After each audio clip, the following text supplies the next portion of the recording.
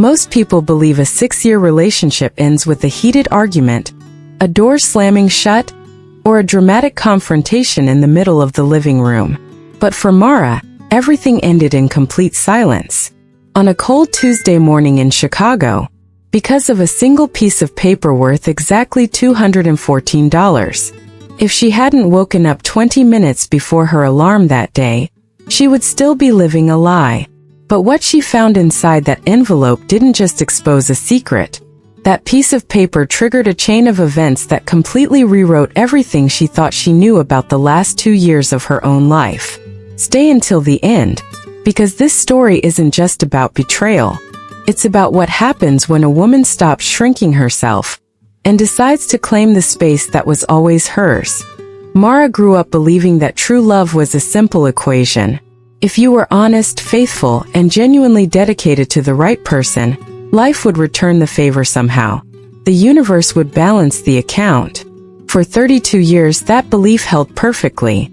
She was the kind of person who trusted what she saw, who built with what she had, who didn't go looking for problems where none appeared to exist. And it was precisely that quality, that absolute trust, that unshakable faith in the people she loved, that almost destroyed her. Until that Tuesday morning in her Lincoln Park apartment. The apartment was beautiful. 3rd floor with wide windows overlooking a quiet, tree-lined street, one of those Chicago streets where, in the fall, the leaves form a golden carpet on the sidewalk, and in the winter, the snow transforms everything into something out of a film. It was the kind of home that felt built to last. For 6 years, Mara shared that space with Daniel. 6 years of Sunday dinners with soft music in the background. 6 years of debating which show to watch on Friday nights. 6 years of splitting bills, grocery shopping together at the Whole Foods on Halsted Street, planning vacations to warm places that they never quite got around to taking. 6 years of believing she knew exactly who the man sleeping beside her was. She thought she knew every single corner of her own life. But the human mind has a strange and cruel way of protecting us from truths we aren't ready to face yet. That particular morning, Mara woke up with a feeling she couldn't name. It wasn't noise. The apartment was silent. It wasn't the cold, though Chicago in February is always merciless.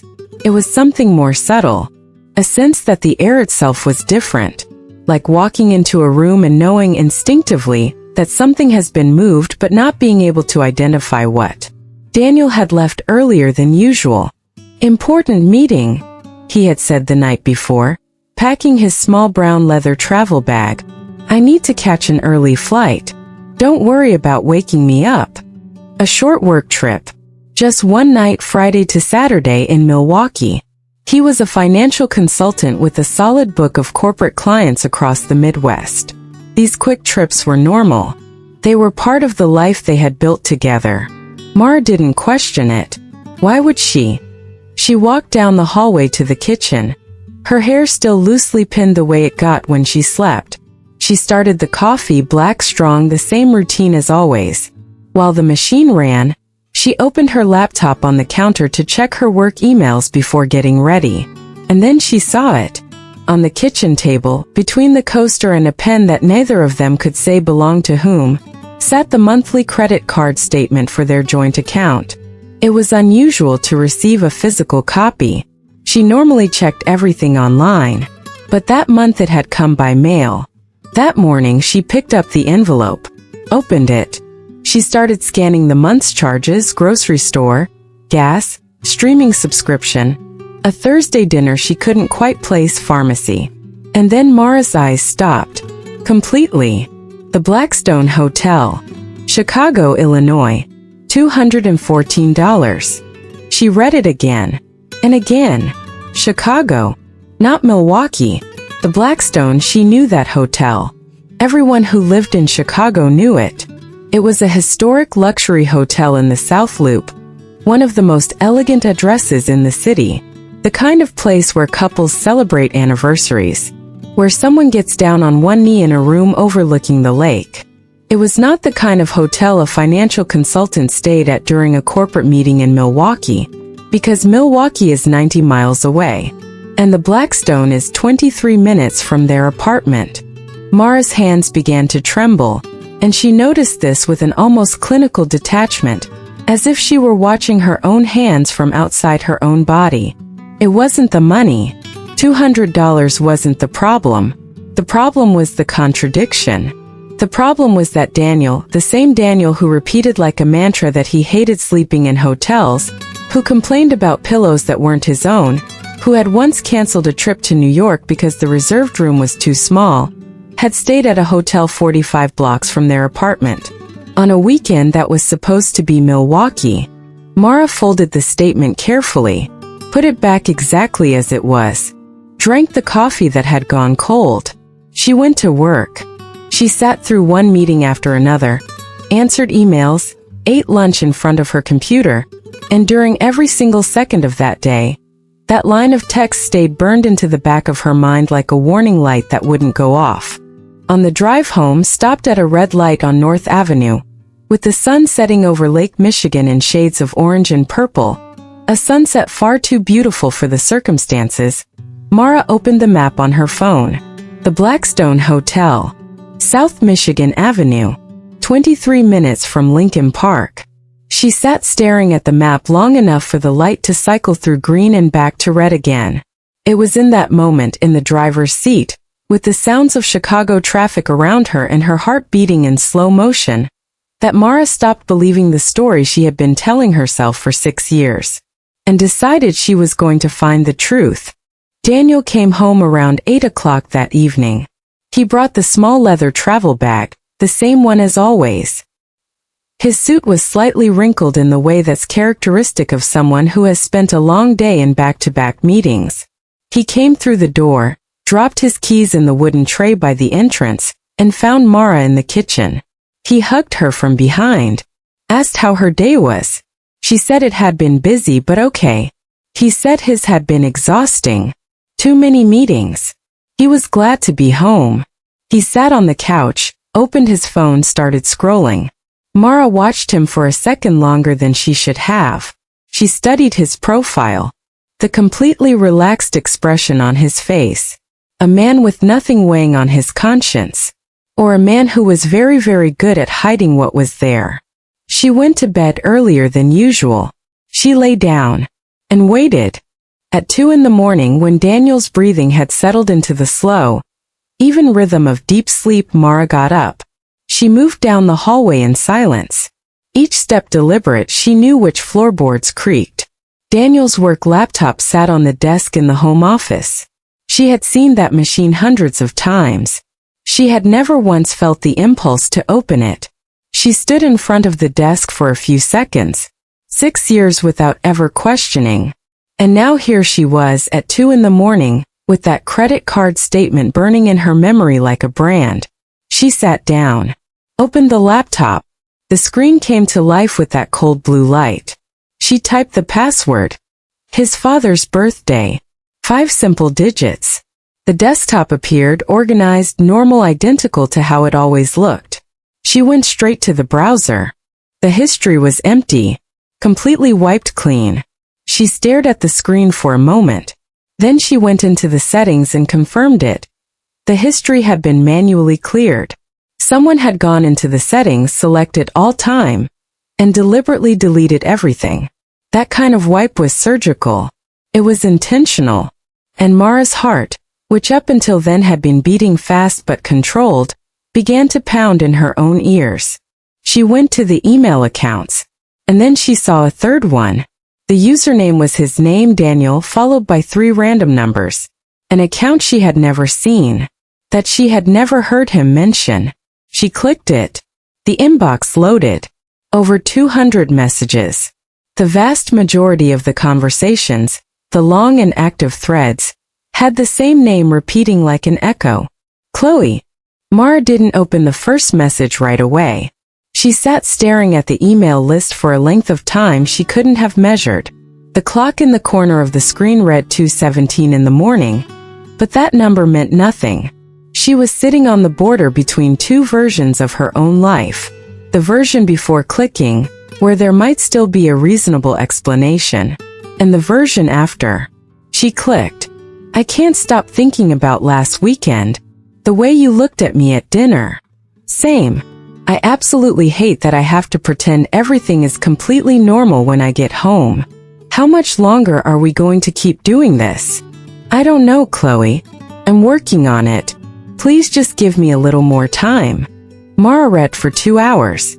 Sitting on the cold hardwood floor of the office, the laptop in her lap, the blue light on her face while Daniel slept in the room next door. 2 years of messages. 2 years of her own relationship, completely rewritten from the perspective of a stranger. There were messages about a dinner at an Italian restaurant in River North that Mara had never heard of, about a boat trip on the lake in August, an August when Daniel had said he was completely buried in work. There were shared photos, selfies in a hotel room with gold-framed mirrors on the wall. Mara recognized the decor. The Blackstone Hotel. There were conversations about future plans, about how Daniel needed to have a difficult conversation at home soon. At home. Mara was at home. She was the problem that needed to get sorted out. In the narrative the two of them had built together, Mara was the obstacle. In Daniel's version of events, Mara was complicated. She was too intense. She was someone he was naturally drifting away from, as if 6 years were a tide that simply receded on its own. This was the same Mara who had rearranged her own work schedule countless times to accommodate his, who had turned down a significant promotion because Daniel said they needed more stability at home. She was the problem in the story he told someone else. She was the supporting character in her own relationship. Mara didn't cry. Not in that moment. Something inside her, something she would recognize much later as pure instinctive self-preservation, simply closed, went quiet, went cold and absolutely clear, like the air in Chicago in January. She got up from the floor, found the USB drive in the desk drawer, plugged it in. She took screenshots of every relevant conversation, organized them chronologically, printed the most explicit email, the one that mentioned the Blackstone by name, in the silence of 2:40 in the morning. She organized everything into a black folder. This wasn't an act of anger. It was the act of someone who knew exactly what she was doing. This was the legal case for her own freedom. The next morning, Mara was up before her alarm. She showered, got dressed, came downstairs to the kitchen. She made coffee, 2 cups as always, put bread in the toaster, set the table with a slightly more deliberate care than usual. Then she sat down and placed the black folder exactly in the center of the table between the 2 cups. Daniel came downstairs at 7 sharp. He walked into the kitchen with that Saturday morning rhythm, relaxed, a little drowsy. He looked at Mara and gave her an automatic smile. "Morning," he said. "Morning," she answered. Her voice came out perfectly steady. He moved toward the coffee and then stopped. He saw the folder. Daniel's face didn't change dramatically. It was something far more subtle. A slight tightening of his jaw. A blink that lasted half a second longer than it should have. A glance toward the folder that lingered for just an instant, and then pulled away, the way a hand recoils from a hot surface. He knew exactly what was inside that folder. "We need to talk," Mara said. There was no emotion in her voice. It was simply a statement of fact, calm and absolute. Daniel sat down slowly. She opened the folder. She placed the first pages on the table with the same composure with which you set down documents at a work meeting. He tried to speak 4 times. The first, "Mara, I can explain," she said nothing. "Just place the next page." The second, "It's not what you think." She turned over the printout of the Blackstone email. The third, "This is so much more complicated than it looks." She laid the photo of the 2 of them at the hotel on the table. The fourth attempt, complete silence. Because there was nothing left to say that those papers hadn't already said. After a long silence, Daniel started talking again. This time slower. He used the word compartmentalization. He explained that he had simply created a separation in his mind, that what he had with Chloe existed in a completely different space. as if Mara were a department of a company that could be shut down when it became inconvenient. As if 6 years of a life built together were a file you organize into a drawer when you no longer need it. She listened to him completely, without interrupting, without crying in front of him. When he finished, she was quiet for a few seconds. Then she said, "I need 30 minutes." She went to the bedroom, opened the closet, took out the larger suitcase. She began folding clothes with efficiency and without ceremony. Enough for a week. Her passport, her laptop, the important documents. 32 minutes later, she walked back into the living room with the suitcase. Daniel hadn't moved. His coffee, untouched, was cold. "The lease on this apartment is in my name," she said, with a calmness she herself wouldn't be able to explain later. "You have 2 weeks to find another place. Leave the keys on the table when you go." She picked up her bag, picked up her car keys, and walked out the door. She drove to Jen's apartment in Wicker Park. Jen was her college friend, the one who had been present for every version of Mara's adult life, the one who lived on the second floor of an old red brick townhouse, with a balcony where in the summer they drank wine and in the winter wrapped themselves in blankets watching the snow fall. It was almost 9 in the morning when Mara parked in front of the building. She climbed the stairs, knocked on the door. Jen opened it, looked at Mara, looked at the suitcase, asked 0 questions. She pulled her into a hug, said the guest room was hers for as long as she needed, and that was that. The first week was an experience in a kind of numbness Mara had no words for. It wasn't the collapse she had expected. It wasn't that devastation you see in movies. It was closer to pure disorientation, like waking up in a strange room and taking several seconds to remember where you are. Except that feeling lasted all day. A soft haze between her and the rest of the world. Jen checked on her several times a day. Mara kept saying she was okay. But Jen didn't push, didn't pressure. True friendship sometimes is simply being present without demanding anything in return. Jen left food in the fridge. She kept the apartment quiet when Mara needed silence. It was the kind of care that doesn't announce itself. Mara broke down exactly once during that week. On the 3rd night, it was almost 2 in the morning, the same hour she had spent sitting on the office floor reading the emails. Jen had gone to sleep. The city outside was quiet. Mara was sitting on the guest bed, blanket over her shoulders. And then she started to cry. She didn't cry for Daniel. She didn't cry about the betrayal. She cried for the 6 years. For Sunday mornings with coffee and the newspaper. For the trip to Mexico that had been canceled 3 times. She cried for the version of the future she had carefully built in her mind. She cried for 1 hour. Then she stopped. She went to the bathroom, washed her face, looked at her own reflection in the mirror for a long time, and thought, what now?